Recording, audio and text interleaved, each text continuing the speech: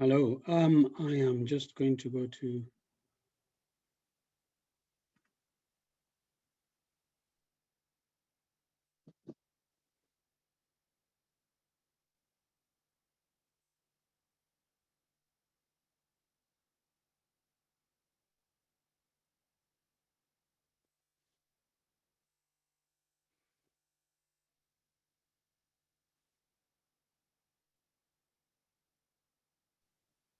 Is the screen visible, guys? Sorry. Yes, we can see your screen very well. Okay, thank you. So I'm coming at this from a perspective of really process development, process mapping. And my experience is more from the IT support to vaccination hubs point of view.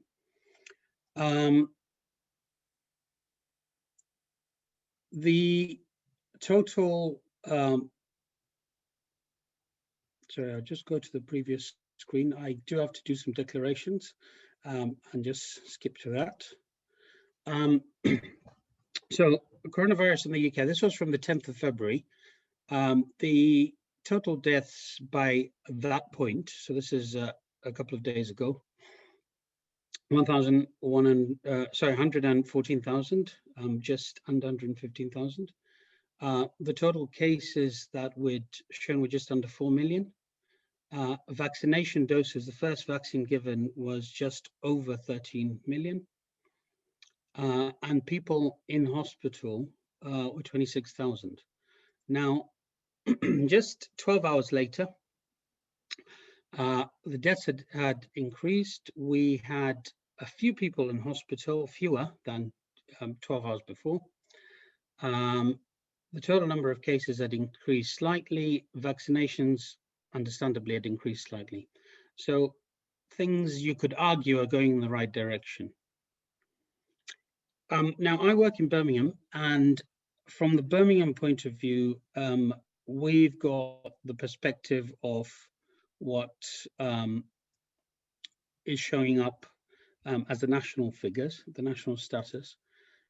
And then we have the local status. And the local status is the University Hospital Birmingham's are divided into 4 main hospitals, and each of those will show up as total positives, total tested, current positives in patient.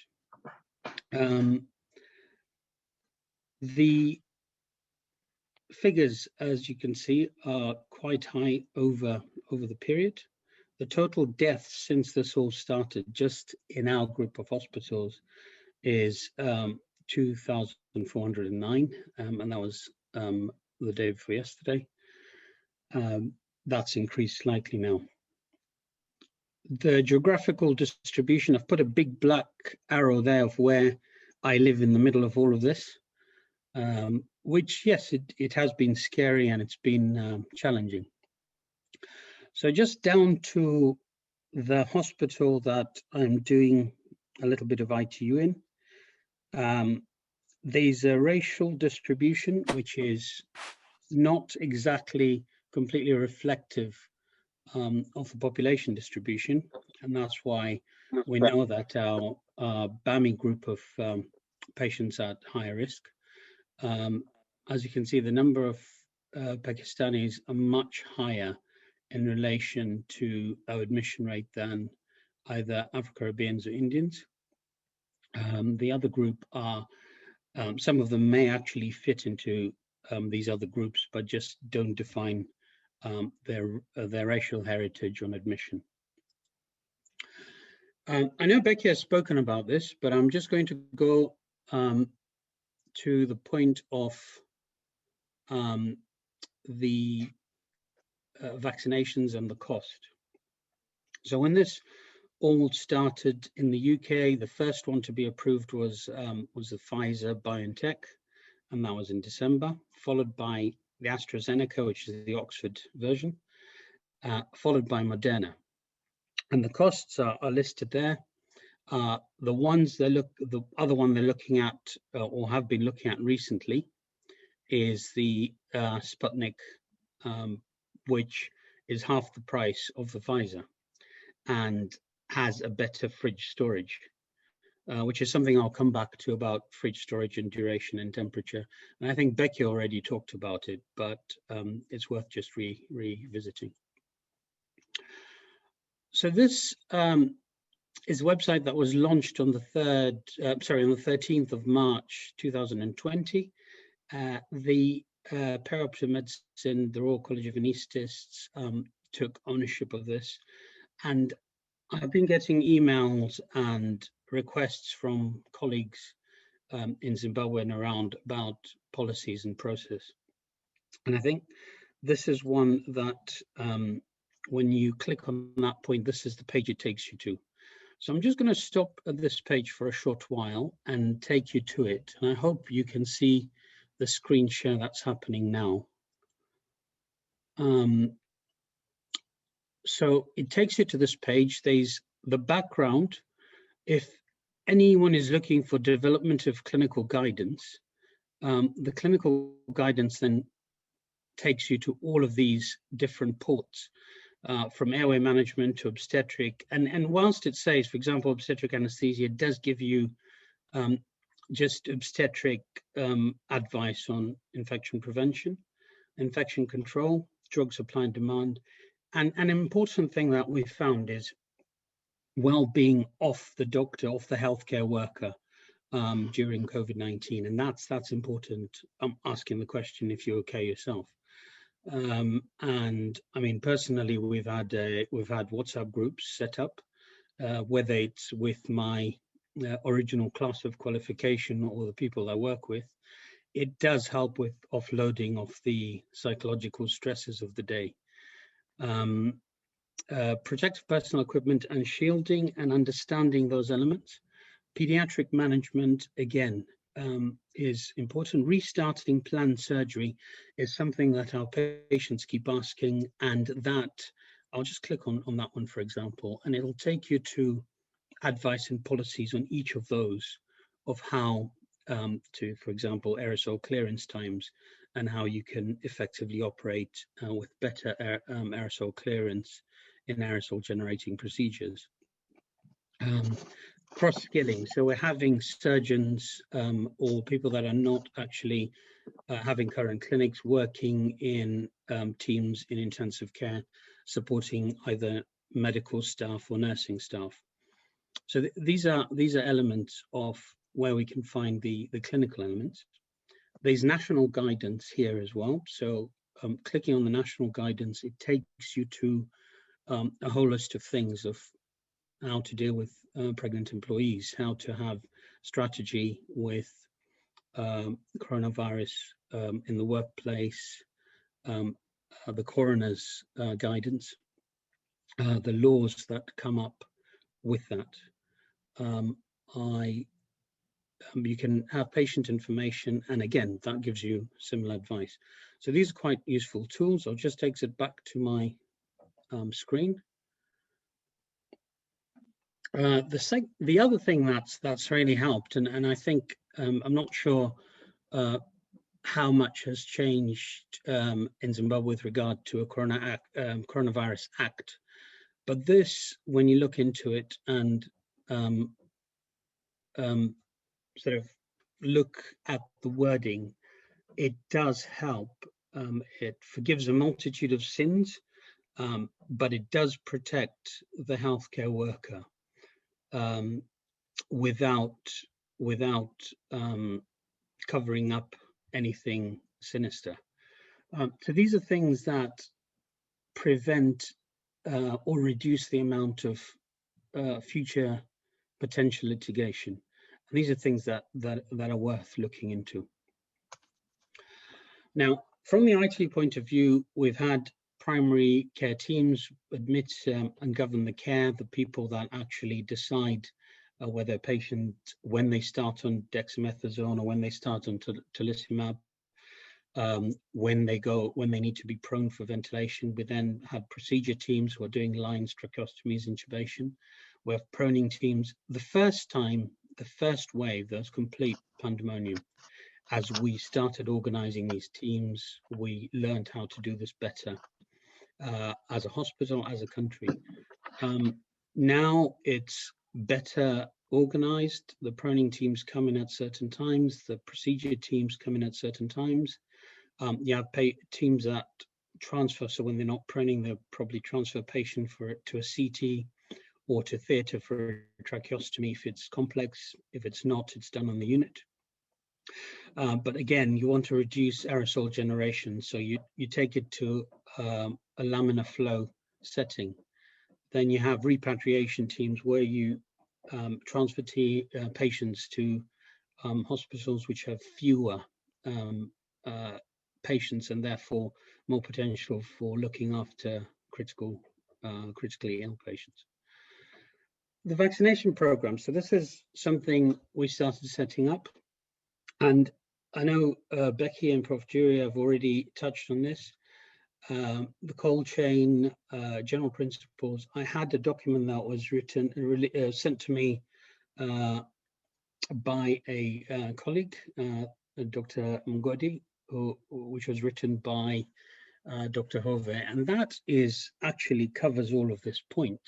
But I was quite impressed by the fact that all of that is projected to cost under $7 million, whereas ours are in the hundreds of millions when they're projected here. So storage and transport becomes important in the type of vaccine you choose. Systems and equipment, again, for example, with the Pfizer being stored at -70 degrees, being transported in lorries that can afford that sort of negative temperature. Actions to be taken if incorrect storage or transport and how that's dealt with. How much the portable refrigeration costs, who owns it, how it's procured, the staff that you have. So if people are not working in theatres or in a clinic setting because of lockdowns or because of reduced functioning, those people can then be afforded the opportunity to work in vaccination programs.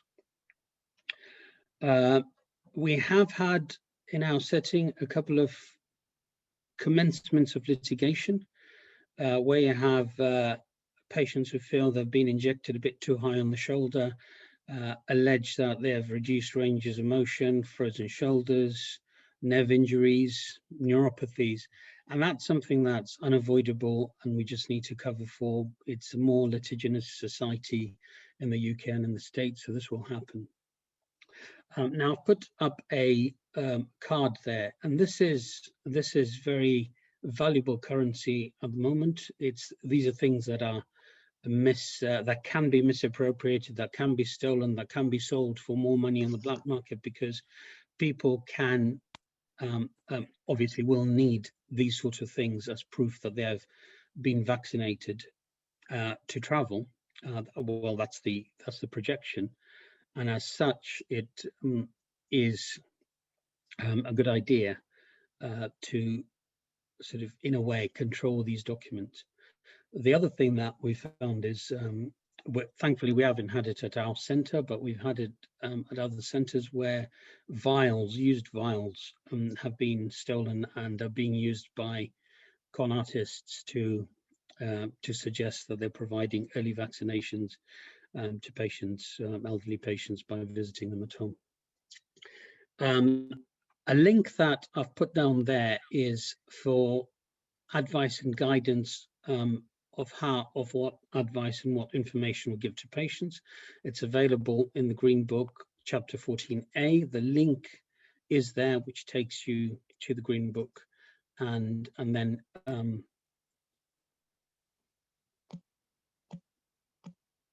just waiting for that to come up, sorry.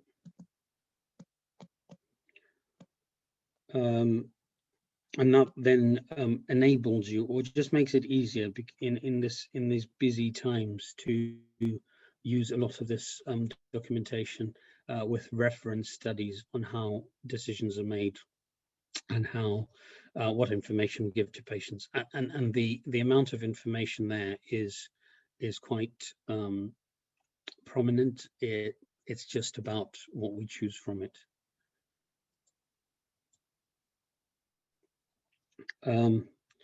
So with the vaccinations, we are keeping cumulative total, which is available on the website nationally.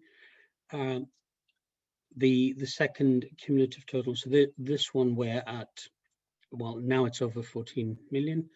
The second doses, we've had just over 500,000 patients that have already received the second dose. I have put the common side effects. Now, I had the Pfizer vaccine. Personally, I didn't really have any of the side effects except a cracking headache, which is indescribable. It lasts for a few seconds and goes away. It's almost like a spasmodic headache. It lasted for 24 hours, and then it just went away. Paracetamol helped quite a lot. What we have a lot of people reporting is the tiredness element of it, headaches, muscle pains, joint pains, and not so much fever, but it does happen. The reason I've put there beware social media is we have the current rise of the social influencers, and these influencers describe side effects and sometimes embellish them to a point that it's made to sound really horrible with affiliated pictures to go with it. And as a result of these things on Twitter, Facebook, Instagram, you name it, the uptake of the vaccine then drops, and that causes, it's an element of scaremongering. The AstraZeneca, this is the one that we had experience with giving a lot of. I didn't have this, but colleagues that had it, the biggest thing that came out was people, for the first 24 hours, there is a feeling of feverishness and chills. Headache is not as common as with the Pfizer. Feeling tired. So a lot of out of our hospital health workers, at least 50% described just fatigue. And that fatigue sort of has an onset from the evening of the injection to the next day. And then it goes away as quickly as it's come. Usage of paracetamol before and after the vaccination has helped and alleviated those symptoms. And people that have done that religiously have avoided having a huge amount of side effects. We've got global range of vaccine skepticism, and the thing with that is it's going to happen. It's going to happen in Zimbabwe as well. There are people that watch social media, the people that listen to conspiracy theories, and they will say no to the vaccine. And I'm sure the fact of herd immunity and the fact that between 70 and 75% of population should be vaccinated to try and improve or influence the chances of herd immunity are necessary. But when you have patients turning it down on grand scales, it becomes a bit worrying. The only thing that sharpens the focus on having the vaccinations, people understanding that there's the potential that they may not be allowed to travel, that they may not be allowed to enter certain big buildings unless they're carrying passports. And whilst that's being talked about, it's a potential. So our local experience, 5,000, just over 5,000 vaccinations in our staff, 50% reported side effects. We had to have an on-site medic, and I think this was because it was an unknown quantity at the time. So initially we used to have a consultant physician or consultant anaesthetist. Now we have a registrar level doctor around. We have 8 lanes, they're 15 minutes apart to allow for social distancing. Out of that 5,000 patients, we didn't have any anaphylactic cases to date. The patients were advised to wait in the waiting area for 15 minutes initially when they started However, government guidance has come out that for AstraZeneca, we don't expect that. However, for Pfizer, that continues to happen. I might have said 3 patients had cliffinurium, and that's for expected, just very slight rashes, but more as a preventative measure. We've had 2 points of patients starting litigation about the cause of frozen shoulder because the injection was too high, and in our setting that's expected. So I put that slide back up because it's quite interesting that we have a £3 vaccine, a £15 vaccine. Understandably, that was approved first, so we're paying for that. But what's interesting is our government, even if we have 2 vaccines necessary per person, we've ordered 357 million vaccines. Now, this is a government. This is on the government website. We've ordered all of these vaccines. We've invested over £350 million. Now, a population at most around 80, even if we gave 2 vaccines per person, that's 160 million. So that begs a few questions. Additional doses have been ordered. That's the cost of what we're spending. There have been links, and this is going to be in every country where people can make money. It's just human nature, where links have been shown, in the financial aspect.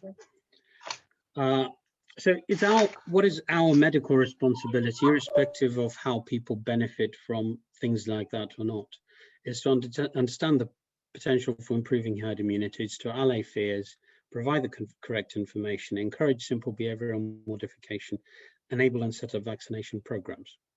And those that are not doing clinic can be harnessed for use and help in these programs.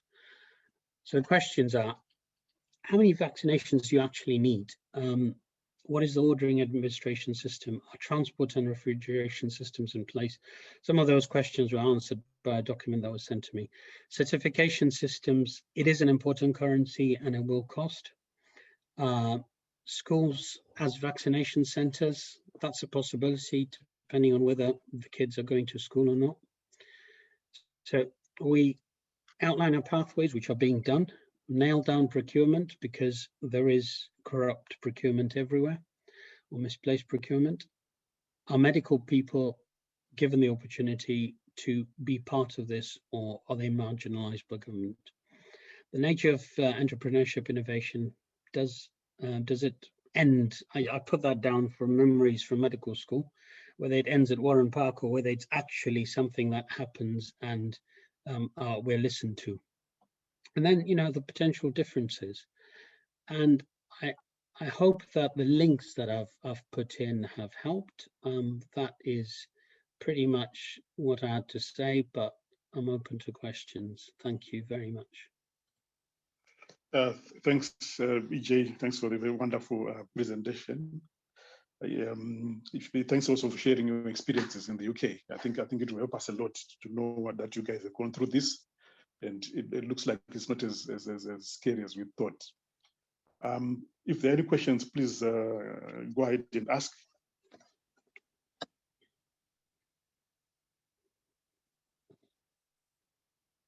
Yeah, hello. I think I have a question here from Mr. Speaker.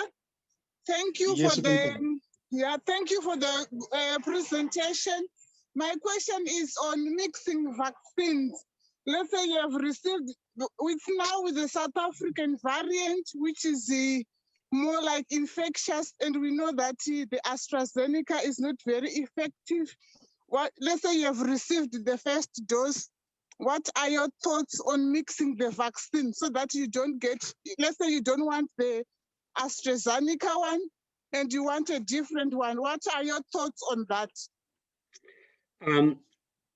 I think that's a question I would rather defer to either Becky or Prof. Judy, because from my point of view, it's something that's being examined, it's something that's being looked into. I haven't seen any conclusive studies yet, but if Becky wants to answer that, if he's still on the call.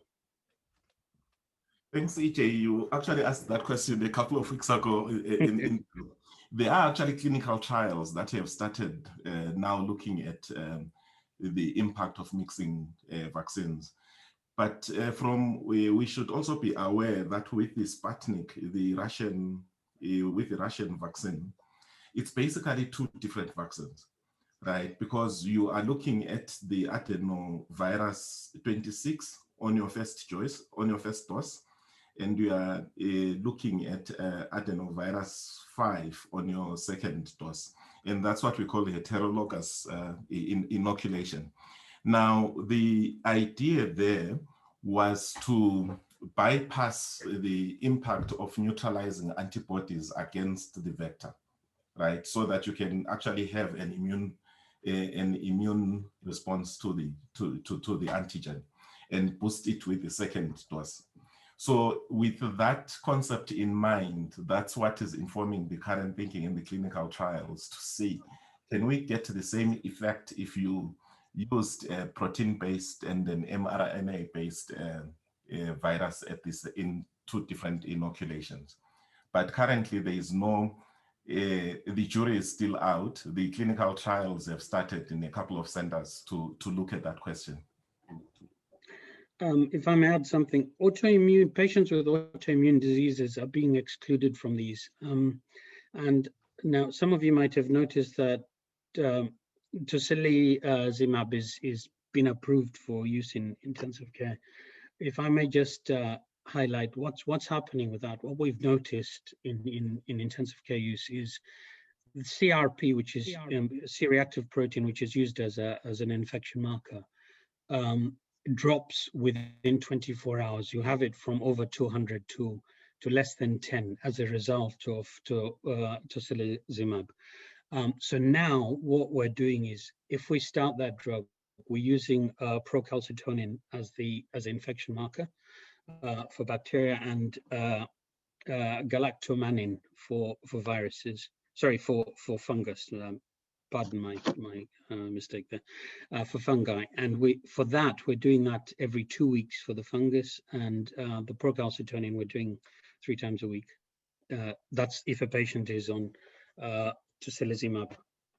The antiviral we're using now of choice in a proven viral, sorry, let me get back. The antifungal we're using of choice is voriconazole. In proven fungal infections. Thanks. Okay, okay, thank you. Are there any other questions? Mr. Mtewe wanted to ask a question. Okay, Ms. Macheka, please go ahead. Thank you very much, Dr. Da Silva.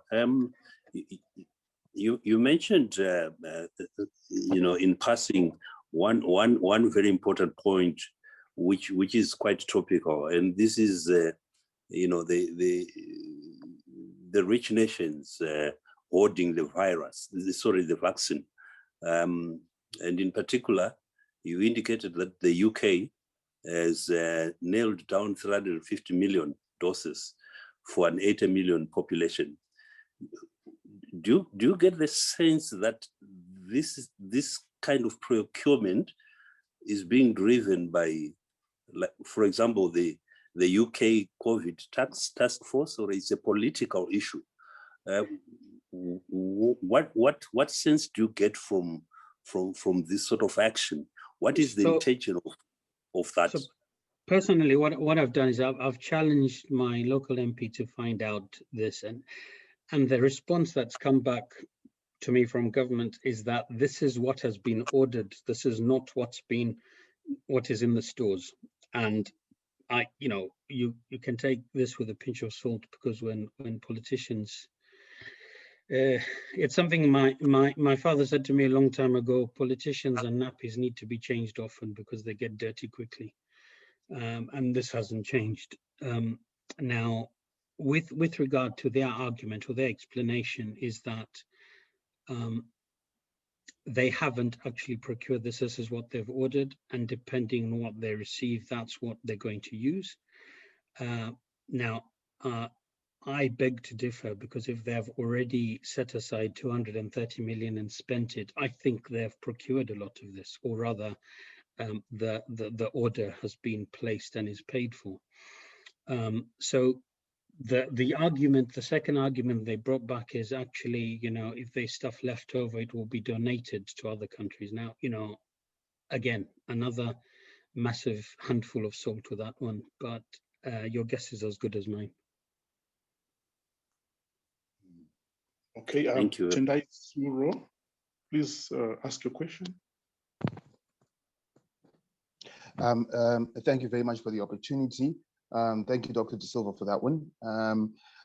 So my question basically is on whether there has been a proven or a tentatively proven difference in efficacy between, in fact, firstly, is it necessary to vaccinate individuals who've already been exposed to the virus, whether it is, and is there a difference if it is a mild, if they were mildly symptomatic, or if they were overtly symptomatic or hospitalized? Is there a regimen that is different for vaccinating individuals that are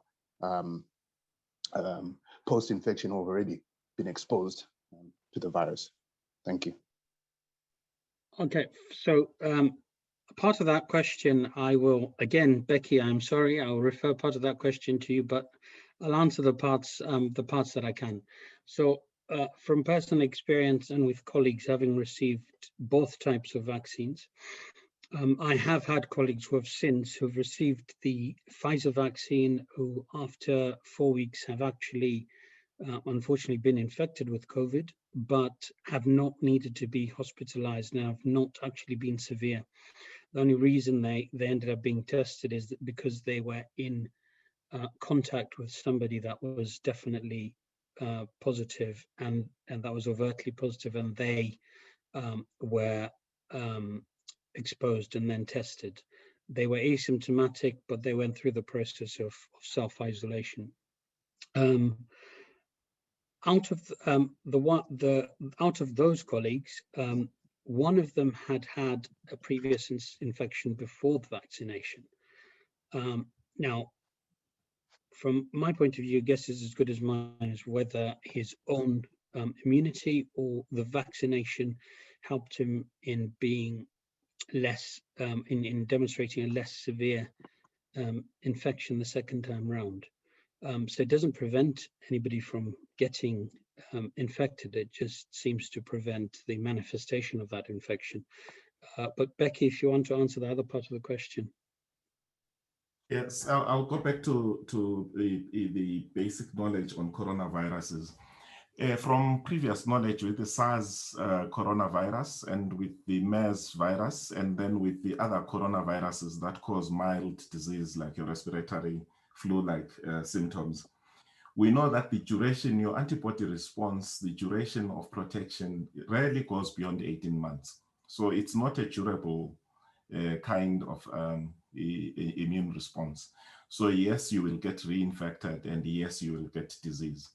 A more recent example is the immune escape that we see with the South African variant, for instance, the variant that's currently circulating in South Africa.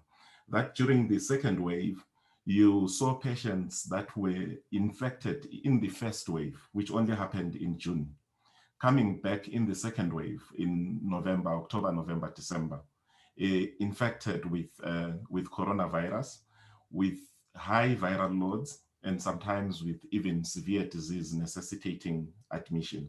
So yes, you will need to vaccinate those people that have been infected before. And it's going to be looking. So Becky, I'm going to push.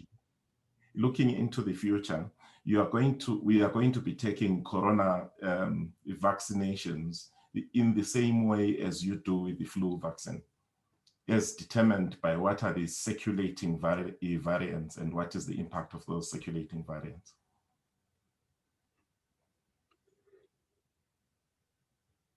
Okay, thank you very much. Okay. Listen, Dr. Mwale. Hello, yes. It's Dr. Mari. Wanted to say something? Yes. Yes. Thank you so much. You can go ahead, please. Go ahead. We'll take your question, last question. Yeah, thank you so much. I just wanted to get a bit of a feel on the global impact of these variant viruses and the different vaccines for international travel. It sounds like we're going to get vaccines specific for the region where you're living, depending on the variant. But then how long is it going to take for us to open up the borders to travel? And some flights go through different regions, taking an example from UK to Dubai to South Africa and back. It might mean that we have to get 3 vaccines to cover you for all the variants. Yeah. Hello, yes, anyone in the panel to try to answer that question? So that will be the last question for this. We need to move on. Can I have a go and with what go ahead. With the knowledge that's coming from the variants, I think it's actually now going to, it's the question that's been asked and that needs to be solved. Do we need a univalent or a multivalent vaccine? Meaning that you will need a vaccine that not only caters for the original strain, but also covers all known, current, and circulating mutations. And if you are looking at current vaccine development, that's where it's actually headed. We already, in terms of travel and requiring, I think a visa, somebody put it in here, you already have that kind of requirement for yellow fever. If you go to yellow fever prone countries, you actually need to get a yellow fever jab or yellow fever vaccination. But it's an evolving situation with COVID-19. Okay, thank you very much. I think we'll move on. Our last presenter is going to be Dr. Mawomba. I hope she's been able to join us. Dr. Mawomba is the Chief Coordinator of COVID-19 response in the Cabinet and in the Office of the President as well. So essentially, effectively, she's in charge of our national response. So she's going to give us a talk, and then we have a chance to ask her questions if we wish. Dr. Mawomba, are you there? Yes, I am. Good morning. Morning. Thank you for coming on board. You're more than welcome. Can you see my screen? Yeah, I think it's coming up. It's coming up. Let's see. I hope it will. Screen is paused. I wonder why. Apologies. These technologies can be something else. Let me just try again. That's okay. Where is it? Hey.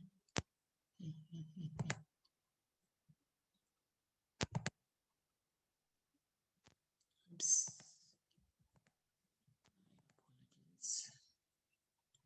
Can you see it now? Okay. No. Yeah, we can see your screen now. Okay.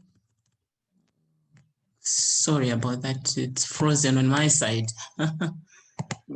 Frozen on my side. Let me try again. Apologies. It won't be long anyway, so please just bear with me. Just bear with me. That's all right.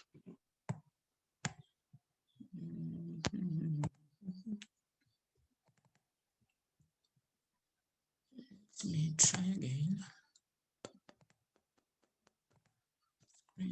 Share. We want to share that one. Share that one. Okay. Hope you can see it now. Yes, we can see it now. Perfect. Thank you. Thank you very much. So to our, there. Thank you. Thank you. Truly appreciate it. This is not going to be very long, really. And I truly appreciate you asking me initially. Of course, I had said I probably won't be able to prepare something. I put a few slides. This week has been really madness, working with Minister of Health and so on, trying to really get ready. You heard all the pronouncements and so on. So this particular slide is really just going to give you an appetite of what government is thinking and what we're doing, and then give you an opportunity to ask any questions. So first, really, we are very aware that the pandemic has caused untold suffering throughout the world. That's why we're here. And Zimbabwe has really not been spared. Last night, you saw the updates from Ministry of Health and Childcare with the huge numbers, cumulative numbers. But I want to draw your attention to the bottom one there, where the case fatality rate for Zimbabwe is 4.0 rather percent, which is among the highest globally, not just regionally. A true concern indeed. So as we work to try and address this, we're looking at some of the major shifts in understanding the virus since the mid-2020, where we really had a spike coming down, going up and then coming down. We are very clear that the pre-symptomatic and asymptomatic persons transmit the virus. We've acknowledged that from you, the scientists.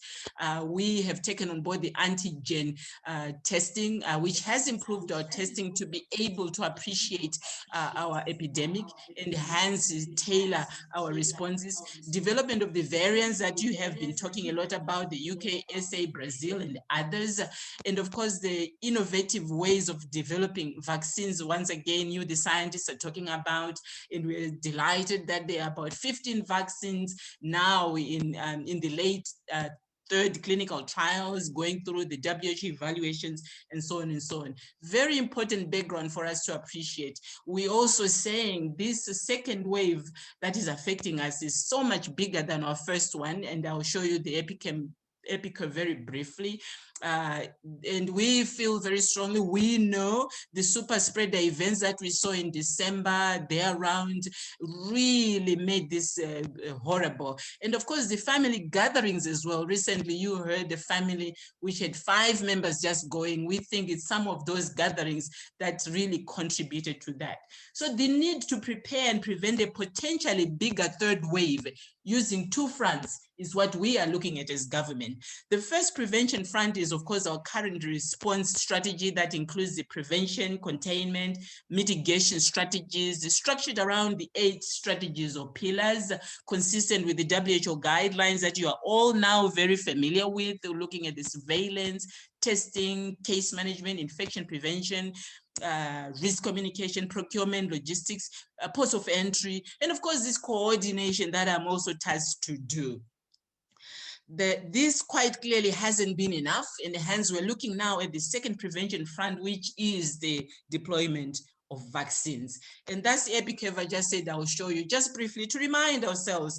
The first wave we thought was really bad, but when we really got hit by the second wave here, quite clearly, we saw it. You don't even have to see this picture. You can just tell by colleagues who have passed on and so on, that this has really been bad. We're happy that things are going down now, but we're now reaching those dangerous levels again. Dangerous in the sense that when we got down with the first curve, people started relaxing. We're seeing that once again.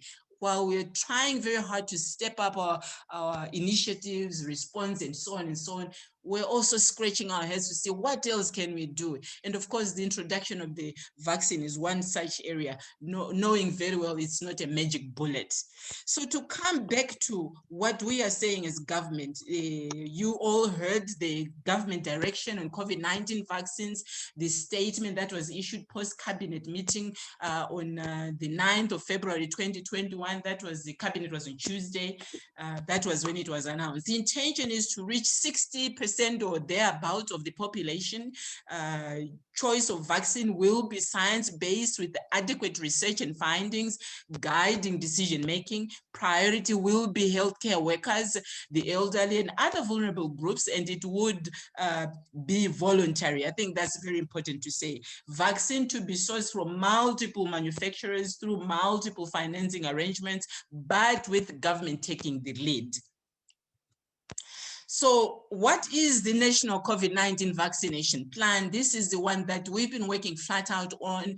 Yesterday, meeting with the PMDs and culminating in the Deputy Minister's statement. And you also then saw some of the slides that Dr. Howe issued out there based on some of the meetings that we're having. The National Deployment and Vaccination Rollout Plan is a guiding document that provides a framework for deployment deployment, implementation, monitoring COVID-19 vaccines in the country, ensuring, let me emphasize, ensuring that both the plan and the related financing are well aligned to the Zimbabwe COVID-19 preparedness and response plans and other plans, and that implementation is fully integrated into the national governance mechanisms and implementation structures. And here we are thinking of the EPIs and so on.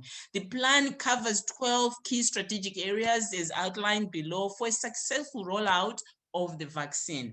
And I summarize this here just to remind ourselves, Zimbabwe is working very hard to be science-driven, and science-driven does not mean we have to always do the researches or the science analysis. We are very much guided and depending on WHO, which brings in global scientists like some of you here to help guide nations to say these are the areas that you really need to look at when you are actually rolling out, deploying of vaccines, and pay attention to this. So we've just taken that on board, and quite clearly, background, people usually don't think of that as a strategic strategy, but it actually is. Country context is so critical as we look and say, what is it that we need to do? And of course, you then have the regulatory processes, the planning and coordination that we're doing this whole week, resource and funding. You can't just think you have it for free from somebody.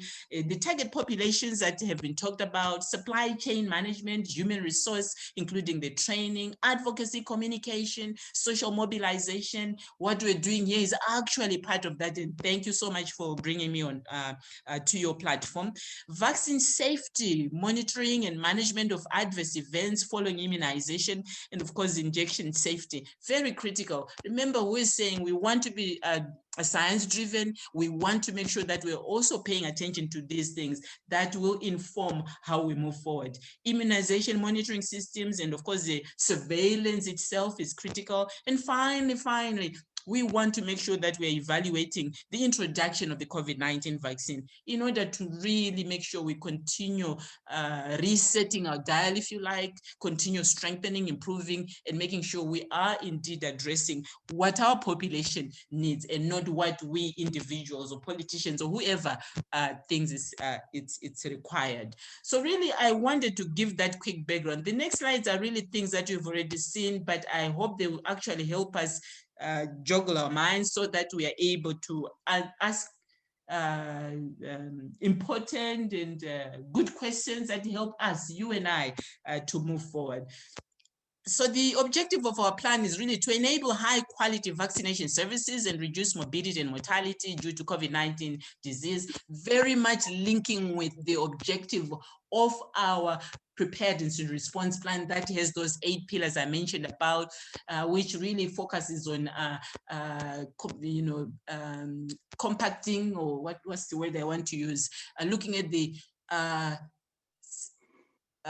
impacts, the adverse impacts of COVID-19, but with a focus on morbidity and mortality. Quite clearly, we know that if we don't do that, we will not have an economy to talk about. We need to first of all focus on morbidity and mortality. And hence, if a vaccine is really trying to do that, I think you are the scientists, you can tell me that as well. And of course, some of the specific objectives, which have a bit of administrative issues as well, is really to vaccinate eligible population on a voluntary basis for free, vaccinate a minimum of 60%, as cabinet indicated, of the total population to achieve a herd of population immunity. And by the way, if you're taking away the 15 years and below, you can almost say we are literally going to vaccinate everybody. But as you are aware, as long as we're talking it to be voluntary, there quite clearly will be some people who will not want to be vaccinated. And hence, we are sincerely hoping we will get the percentage that we want to be able to get that population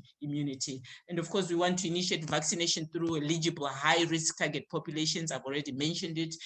Adequate vaccine supplies for the activity. Some of those are really more administrative issues, if you like. So the regulatory framework, the COVID-19 vaccine to be registered by Medicines Control Authority of Zimbabwe. There is no vaccine that is going to come to Zimbabwe, whether it's donation, whether it's been procured by government, that is just going to come through private, and it has hasn't been registered by MCAS.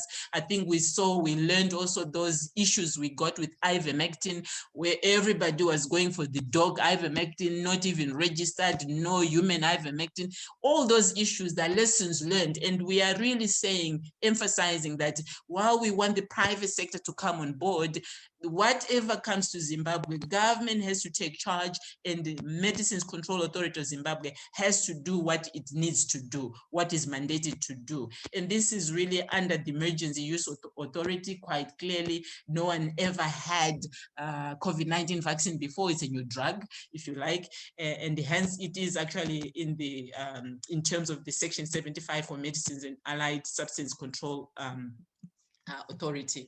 And of course, the Pharmacovigilance and Clinical Trials Committee will implement vaccine vigilance plans. Vaccine consignment shall be physically verified and cleared by MCAS, as I've just pointed out, and the consignment shall be cleared on the basis of the standard vaccine lot release documentation. So these are routine standard things that we do. Zimbabwe is really, really well known to have the experts to be able to do that. You are all here right now, a number of you. We just need to continue working together. I do know we have challenges and so on, but I want to urge you that we are just there to continue working together, to hold each other accountable, and to continue following the science that we need to. So this is really, I want to dwell on it, but to simply say, ministry is considering a study to confirm immunogenicity of the product in the local population. These are some of the guidance that have actually come from our Medicines Control Authority of Zimbabwe, and urging that these are some of the conditions that need to be followed properly and clearly. If I come on to the planning, the existing national immunization structures and committees are being strengthened and used to coordinate vaccine deployment under the guidance of Ministry of Health and Childcare.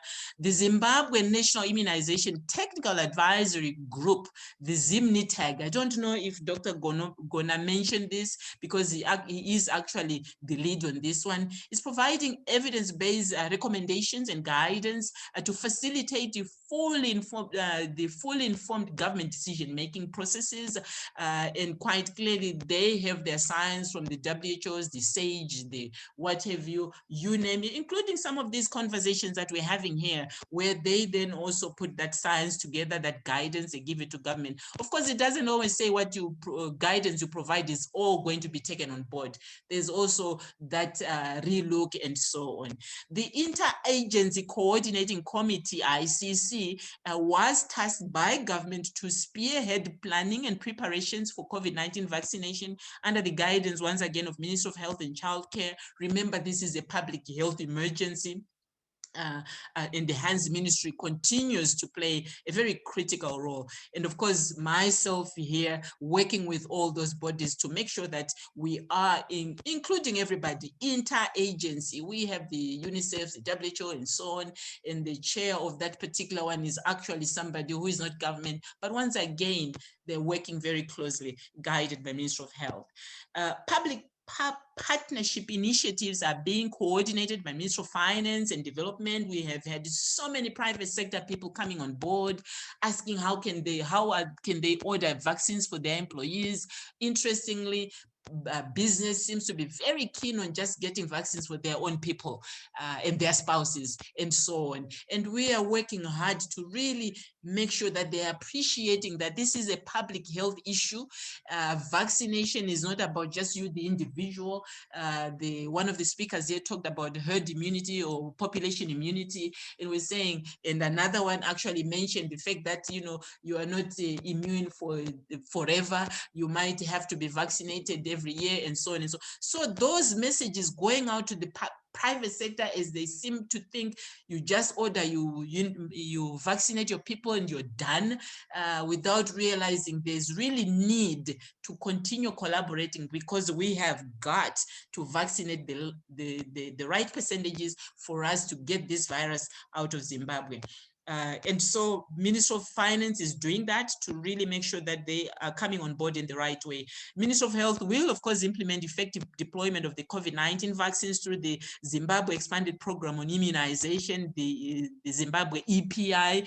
We are well known in Zimbabwe by WHO and others for having a very strong EPI program, and there was definitely no need for us to try and reinvent the wheel. Unfortunately, those who are not in the health sector are not aware of that. And so you see quite a bit of the panic that you're seeing, whether it's from business, from other players, thinking Zimbabwe is not prepared. There is no plan. How are they going to do this? There's no way that Zimbabwe would do such a thing without proper planning, without using the structures that are already in place, strengthening them, working with our supporters, the WHOs, the UNICEF.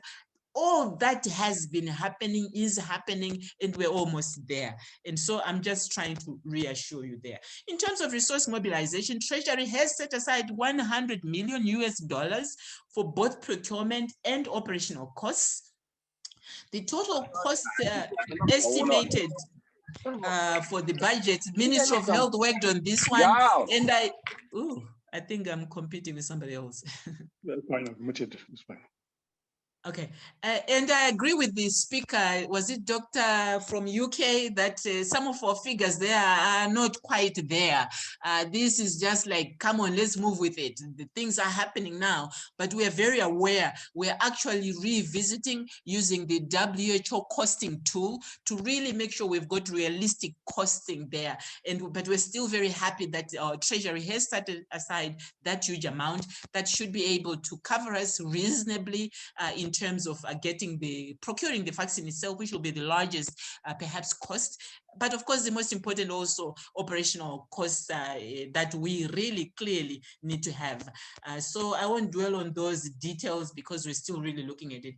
Many well-wishers, including the private sector, as I've pointed out, other nations, as well as international and regional funding initiatives such as the AU, the WHO Gavi COVAX facility. I think there was a lot of hype the past 2 weeks or so, people saying Zimbabwe is refusing to sign and so on.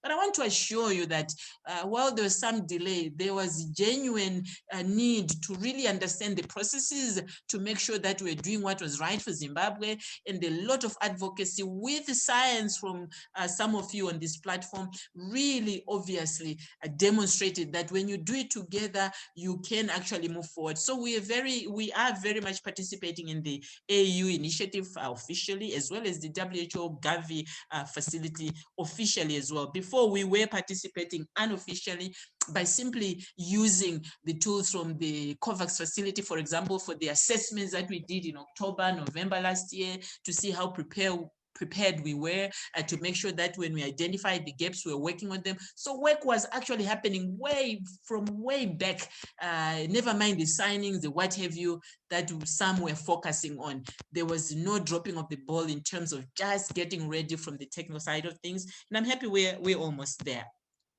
So I won't dwell on that one. Those are the budgets that I was talking. The target populations, really, again, this is really a summary of it. We're going to look at it, but phase one, as I said, stage one, frontline workers, port of entry, personnel, ZIMRA, immigration, you name it. Stage two, village health workers, chronic illnesses, people with that, elderly populations. And then phase two, lecturers, all school staff, population, and other staff at medium risk, depending on the epidemiological picture of the disease as we move forward. And of course, everybody else. So the plan that is there is to try and go through all those. Again, remember we said it's voluntary, and hence we're not saying everybody will be vaccinated. We're really pushing and trying to make sure that everybody appreciates the benefits of us having it as a nation and as an individual, of course, and so that we can really run with, so that at the end of the day, we don't have 90% of the people saying they don't want to be vaccinated. The human resource is a big issue for us in Zimbabwe, and I'm speaking to those who know the challenges on the ground. But just to say, and this is specifically why we're saying we're using existing structures and we're not trying to create new structures. The EPI, the Zimbabwe Expanded Program on Immunization Unit, has been working flat out to try to do the planning, put in place our detailed plan that I'm talking about now.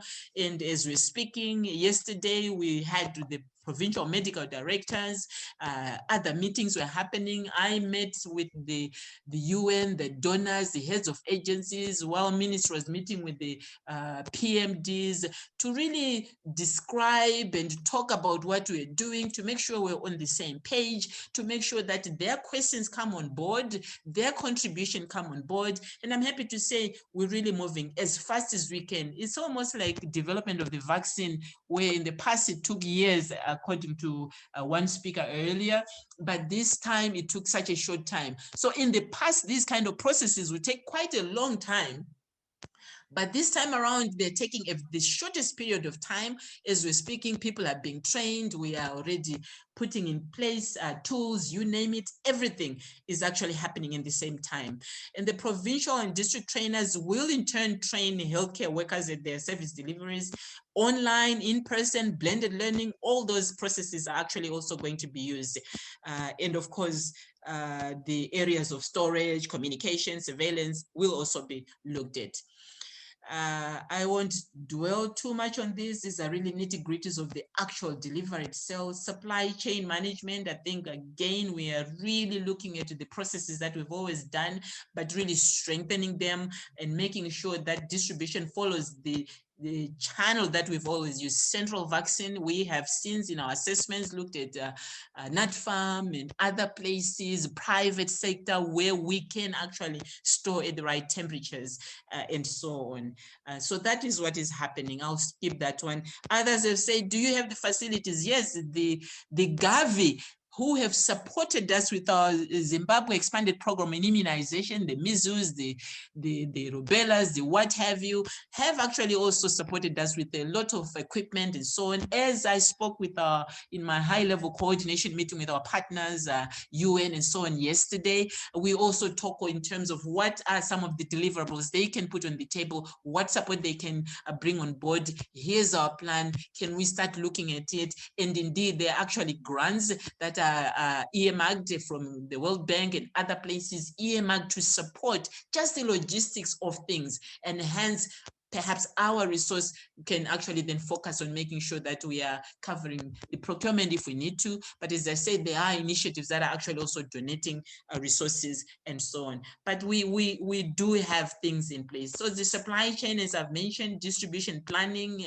based on target population, ensure adequate supply of potent vaccine to all eligible populations and so on. I think some of you have already seen some of these slides that came out yesterday. So I want to spend a lot of time because I think it's important for us to discuss. These are some of the things that are already in place that we're looking at. Once again, if you see that that orange sign there, which says Ministry of Health, the Health Development Partners, that was actually supported and funded by one of the initiatives that we're working with our partners and so on. But once again, ministry leading. So we do have things in place. We will have challenges here and there. There's no two ways about it, but move, we shall move. And we are doing just that. And these are other details that perhaps I don't think need to be highlighted here yet, but I think the advocacy, communication, social mobilization, that is information dissemination. Once again, I'm truly grateful for being on this platform, because this is just the beginnings. You need to understand what's happening so that you are actually also disseminating in the right way, so that we really cut off this social media, half informations, misinformation. It's really killing us. And we are actually spending more time on that when we should be spending that time on other important things. So I won't dwell too much on that. And of course, the most important thing is vaccine safety monitoring and management of those side effects when they do occur and so on. And of course, ministries, EPI and the National Pharmacovigilance and Clinical Trials Committee, MCAS, are the main drivers of vaccine safety and surveillance. And we do have tools already that we have used for other vaccines, other medicines, that are again being looked at, strengthened, improved on, guided by WHO and others that we are actually using. So that is also under control. Safety, again, these are additional details. I'm not going to dwell on them at all, because you are aware based on the other, and this is a picture that you are also very familiar with because we have used it many times before for other things. In terms of, my apologies, it's a bit, it's not very focused, but just to remind you that it is in place. Biohazard immunization, waste management, again, it's not something new, so I'm not going to dwell on it. Monitoring and evaluation is very critical. Development of an M&E framework to guide planning and implementation. This is again one of the areas that MCAS specifically said in their guidance and so on. This has got to be in place, and the teams are working flat out to make sure that there is something in place, solid and useful. Pre-vaccination demographic data collection, preparedness assessments. I think I already talked of the two that we already did and we continue doing to make sure we see where we are and so on. So those are some of the details I won't dwell on. So with those few words, I hope it has sort of made us aware of what's happening so that your questions are informed. Thank you. Just finally, just for your information, this is the structure. Many have also asked how can we be part of this coordination? How do we work? This I've showed it in a number of presentations, but I think it's relevant here where we have the interministerial task force at the top. We've got the experts advisory committee. Some of them are on this platform. We've got what we call the working party of permanent secretaries of the ministries that are dealing with the multiple sectors that are concerned with COVID-19, myself being part of that, working with the working party. Yesterday, we had a weekly 2 p.m. meeting to prepare and put reports from the subcommittees that you see at the bottom there to then present to the to the task force on Monday, every Monday, for them to appreciate what's happening, for them to then take to cabinet on the Tuesday, every Tuesday, to then be able to make informed decisions as a government. But I want to remind you that while we recommend, give signs and so on, there are always different views here and there, but the basis of what Zimbabwe is doing, as you heard from cabinet, is really science-based, science-driven, and you are the scientists here that are actually giving us that input. So thank you for that. Thank you very much, Dr. Mvumbo, for the wonderful and very eloquent presentation.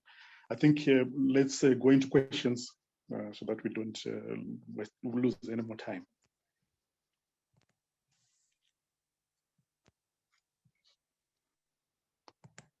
Hello. Hello. Yes. Go ahead. Go ahead, yeah. Eugene. Yeah. Just one question. I think it's a very simple one, and maybe somebody could help. Now, I see in the statistics there is records of cases, and then there is records of recoveries. I think the last statistic was mentioning something like 35,000 infected people and 30,000 recoveries. Now, I'm just wondering, so, and there is 1,000 deaths, so meaning about 3,000 to 4,000, sort of, I don't know whether to say, that's the difference that's there. How are recoveries being, how do you define recoveries, and how is it being measured in the statistic? I can answer that now. Yes. Thank you very much. We're guided by WHO. You know, remember WHO at one point was saying recovery is someone who gets a second test negative and a repeat negative. Then you say they have recovered. With the science, again, coming from you, the scientists, they realize, no, you don't need to repeat test anymore. But if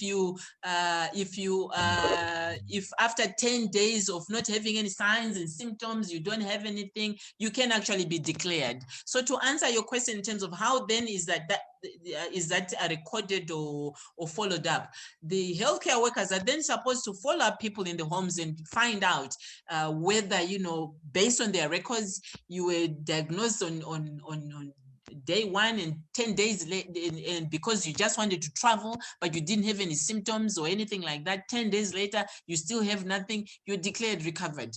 The challenge I'm sure you're already seeing is the fact that the health personnel are struggling to chase up everyone, and you can't quite call everybody recovered when you haven't seen them, when you haven't heard them. Maybe they went asymptomatic then, and then they became symptomatic, so they cannot be called recovery. So in fact, as we are strengthening our response, one of the recommendations that we've given as part of preparing for a potential or preventing a potential third wave is to really focus on case management, looking at the community management aspect of things. Before, there was tended to really just say, let's focus on the hospital because they're the critical ill, the ones who are isolating, recovering at home, they are fine. They are not.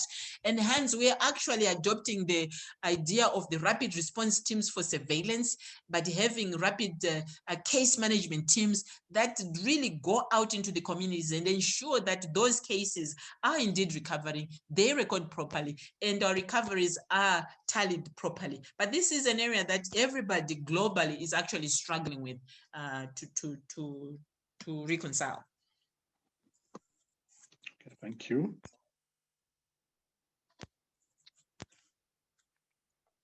Lots of hands. Yeah, fine. Yes. I think next on the line is Mfaro. Please go ahead and ask a question.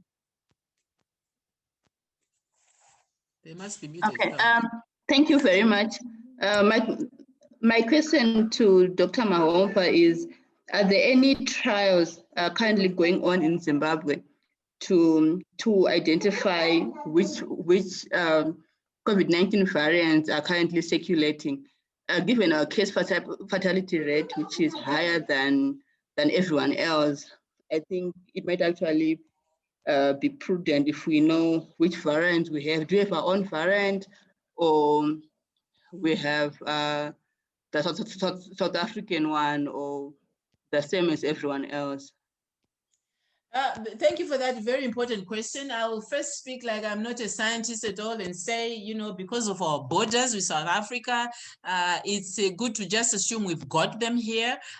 We cannot pretend because people are just coming in and out and so on. But to then come back to the specific question that you have, yes, we did do genome sequencing of the first wave, and we didn't have any variants at that time. Our people were working with the UK lab. I can't remember its name now, but we then decided, no, this is not a one-off thing. We have to continuously do this, and hence we're really looking again, appealing to some who have the resources for us to have our own equipment for that. I'm happy to say last week we actually received one of the huge machines to do that, and people are now being trained so that we move on and do that. We wanted to send to South Africa, but South Africa is so overwhelmed with their own issues. They just haven't signed the document that is supposed to be signing for the collaboration to do that. And we did that way back, but they quite clearly are focusing on their own. So we are exploring all that, but we're just happy that we now have the equipment and we are moving forward with it to make sure that moving forward, we are able to be indeed guided by science. But in the meantime, reason should also guide us. We're saying our borders are not, we are not like this is Zimbabwe, South Africa is across the oceans and so on. We are the same land, and hence some of those assumptions are actually guiding what we're doing.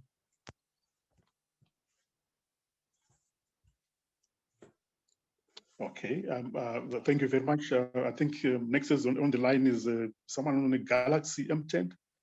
We might have to skip that one. Okay, Fano Mamvura. Do you still have a question, Mamvura? He's forgotten. Hello, yes. Anyone who's ready to ask the question? Maybe we have 3 or more questions and then we close down. Yes, Doc, I have a simple question here. I'm Dr. Mashairi. To Dr. Mahomva, just a simple question. If at all we don't reach the 60% of the population vaccinated, what will happen? People are a bit apprehensive, as it were, now. And although you are saying a lot is taking place in terms of information giving to the people, but a lot of questions are coming out, so much so that we may struggle to get to those figures. What will happen if we don't? Thank you, Dr. Mashaira. You're absolutely right. That's our concern as well, as I said at the very beginning, and we're saying, but continue to say, nobody's going to be forced to take this. But remember, we said vaccination is our second preventative front. The first one being what we should really be doing if we're really all doing just that, wearing your face mask properly and so on. That in itself is a vaccination, if you like. It prevents it and so on. So we will continue to strengthen those measures as we continue to get people to appreciate what vaccines can do for them. So it depends on how we really ramp up and step up our communication, advocacy, how you, the scientists, also come on board to explain some of the issues that come with the vaccines, whichever vaccine will be put on the table, so that people are appreciating the need for them to have it, and indeed we move forward. So I, like you, I really am not sure what will really happen in terms of the science of it, but in terms of what we will do in terms of our response, we're very, very clear. We continue pressing on with the first preventative measures front, while we also on the second measures front, we continue the advocacy to try and get as many people as on board. Remember, we also said we are also putting everything on the table. We're not just guided by one vaccine. We are looking at working very closely with the WHO, some of the vaccines that have been explained here, presented here, which is what and so on. So we're not just saying we have one and one only. Some who might not want one might want the other one. We will see as we move forward.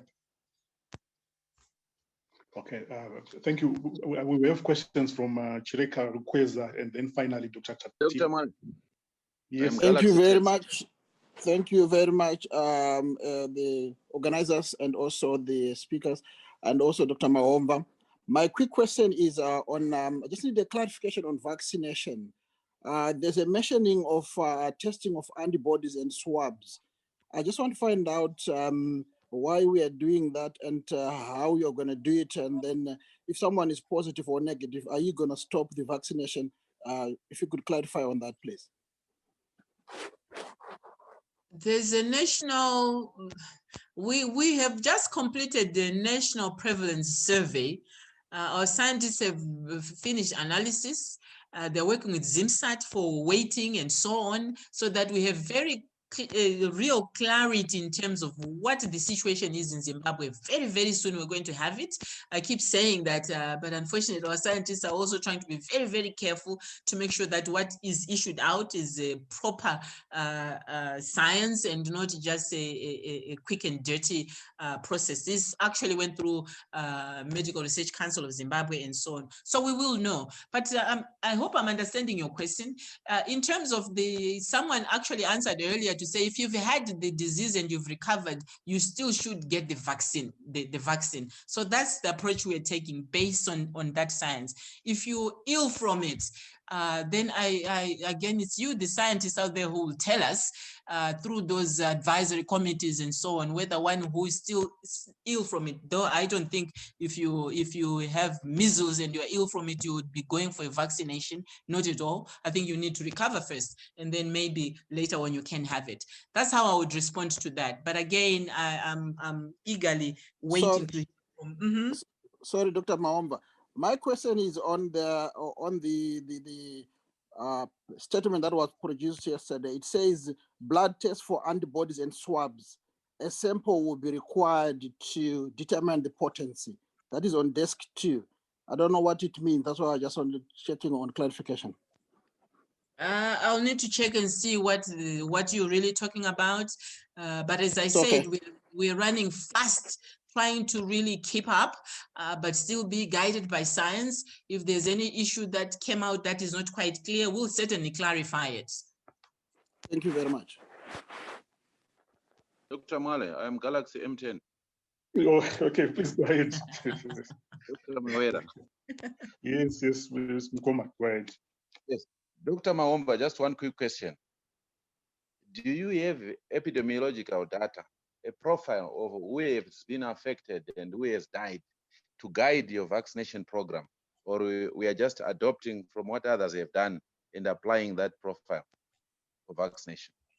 Glad you've asked that. If you remember, I said our vaccination program is guided by 12 strategic areas.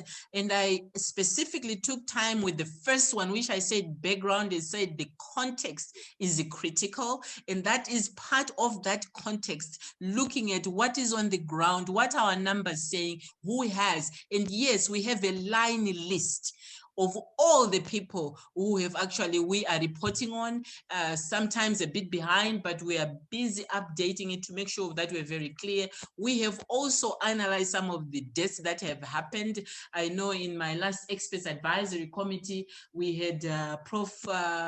Makunike Mutasa coming in with some of the data from the private sector. Their labs are looking at it and so on. So that is the strategic area that I said was the first one, to look at the context, not the usual context. Zimbabwe has a population of that. Some people are going to Mozambique. That context includes our own data that would then help guide us. It's an uphill battle. I will never lie about our challenges at all. There are a few gaps here and there, but we continue to hold on to that, and we continue. This is one of the reasons why I'm also saying I'm so eagerly waiting to see our national prevalence survey, because it will also give us an indication. So you have bits and pieces of data which you are using at the moment, but not the whole profile of the No. We don't have bits and pieces of data. We've got all our data. We're analyzing it. We're strengthening it. We are continuously updating. I think bits and pieces gives a very interesting social media type soundbite. Yeah, that's why I'm asking, so that you are clear, because you said they are still analyzing. We will always be analyzing. Analysis, when you're having an epidemic, you never have globally, Google it up, globally, there's not an epidemic where you have up-to-date data on that day. Hence, you are always still continuously analyzing it, putting together, updating it, because the epidemic is happening. Yes, thank you. Thank you. Okay, thank you. I think we've had enough questions. Please allow me. Okay, one more, that will be the last question. Please go ahead. That will be the last question. Yes, thank you very much. And me too, please. I have been raising my hand for some time. I've got a question here for Dr. Mahomva. Thank you. You mentioned a statement where you said the use of RDTs have improved access to testing. In RDTs, I think you imply rapid diagnostic tests. There is no country in the world which uses rapid diagnostic tests, which are antibody-based, for them to determine their numbers. And I'm also looking at your Zimbabwe epidemic curve for confirmed cases as of the 5th of February, 2021. There's a very big spike which would alarm anyone, any scientific person in the world, to say, what is happening in Zimbabwe?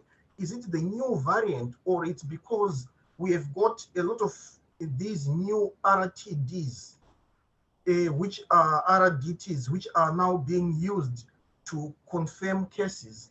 And if you look from the statistics or scientific basis of the random diagnostic tests, they've got a 40 to 60% sensitivity and some 30 to 40% false positives. And if these are the basis of our epidemiological judgment and assessment, no wonder why we would have such spike and will get everyone into panic alarm. Can you please explain more about these RDTs? Yes. Thank you. Please, not if I said RDTs, maybe that misled you, but if you looked at my slide carefully, it says antigen. And this is based on the latest WHO guidelines, which actually recommend making a diagnosis using the antigen test kits. antigen, and they have clarity into the guidance in terms of who should be tested using antigen asymptomatic in institutions and so on. So no, we are not using the antibody, not at all. And we're very clear about the science that is supposed to inform our epicurve, our epidemic, and how we respond. Thank you. Thank you very much. Dr. Tatira, your last question, this is the final one. You're anxious to answer. Yes. Thank you, Chair. Thank you, Chair. I think in Zimbabwe, we do have two pillars of health delivery, which are the public and the private sector. What role do the coordinator see which the private sector can play in the vaccine rollout? The private sector needs to come in a bit stronger by ensuring that they are availing their data. Yesterday, I said I was meeting with the UN donors in a high-level coordination meeting. Permanent Secretary acting was meeting with the PMDs, and at that time, there was also issuance of saying the private sector, let's have your numbers in terms of healthcare workers so that they are included. So that's the beginning of it. I also said the Interagency Coordination Committee for Vaccination is, while it's guided by ministry, the chair is not a ministry person. It is coming from the private sector. Hence, the private sector comes through those initiatives. At the very end, I showed you the structure of how we are actually managing this response, where we have subcommittees. Each subcommittee is led by a specific ministry. If I take the labor and social welfare, which is dealing with the social welfare of individuals, they deal with the quarantine facilities, they deal with business, labor, a tripartite, and so on and so on. Last week, they had a big meeting where they then brought in their recommendations last week, but one which were tabled at the task force on Monday. We met yesterday as a working party on Friday at 2, where again some recommendations came in, which we are looking at. One of them actually came from this particular subcommittee, looking and saying, how can our clinics be utilized? And we're saying, okay, it's back to us re-emphasizing that if you are a clinic in Zimbabwe, private clinic, you are supposed, you are a sector that deals with the Ministry of Health and Childcare, and hence that should be the structure, the existing structure that needs to be strengthened so that we are not having parallel structures.